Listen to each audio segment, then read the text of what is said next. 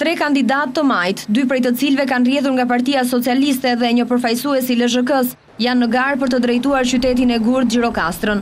Socialisti Flamur Bime me profesion inxhinier kandidon për të fituar mandatin e tretë. Përballë tij është ish socialisti Genci Sinoj Meri, drejtori i Spitalit të Gjirokastrës, përfaqëson në këto zgjedhje Lëvizjen Socialiste për Integrim.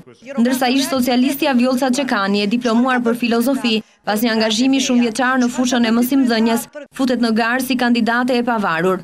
Mari Glen Koçiu, pasi nuk arriti të merrte një mandat deputeti në zgjedhjet e shkuara nën siglën e LSHK-s, tashmë kërkon votat për të drejtuar Gjirokastrën. Kreu i Bashkisë Bime, që rikandidon nga socialistët, kërkon votat duke premtuar se do të përfundojë projektet e nisura.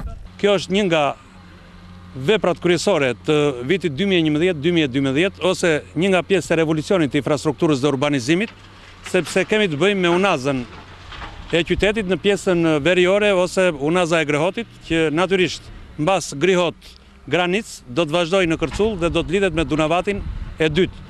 Problemet janë të shumta, por ajo që bie më shumë në sy është pikërisht filozofia e betonizimit të qytetit të Gjirokastrës, ku nuk ka lënë shesh dhe një copë tokë ish kryetari i bashkisë pa betonizuar. Dhe kjo vazhdon edhe sot e kësaj dite me letë ndërtimit abuzive që ai vazhdon të lëshojë për efekte elektorale, dhe Gjirokastra sot mund ta imagjinoni si një qytet i rrethuar nga kulla betoni dhe nga pallate shumëkaçe.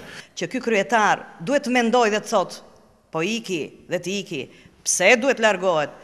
Pikërisht sepse nuk ka bërë absolutisht asnjë gjë për Gjirokastrën dhe aq më tepër për gruan. Gjithë qyteti votoni mua. Pse? E para do votojmë për fytyrën e bukur të Gjirokastrës. E dyta do të votojmë për një Gjirokastër në zhvillim. Programi ynë i lëvizjes për zhvillim kombëtar është shumë i thjeshtë. Është në radhë të parë që me mbylljen e fjalës së saj kombëtar, por dhe një zë ndryshe rrisi në politikën shqiptare, për të mësuar më mirë të vërtetën dhe për të ecur më mirë në të gjitha fushat që sot patjetër kuptohet kërkojnë përkushtim.